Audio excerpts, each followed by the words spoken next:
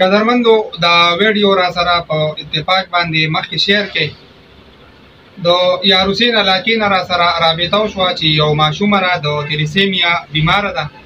وینه دوره کمه شوې ده چې په پوزه او په غوږ باندې ورسره وینه شروع شوې ده.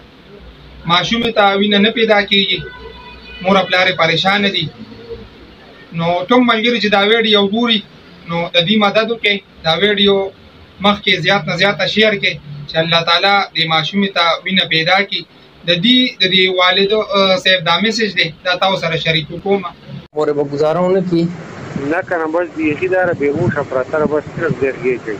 ها او بس دې چې وینه راماته شي بیا قابو کېږي نه که نه. ها دا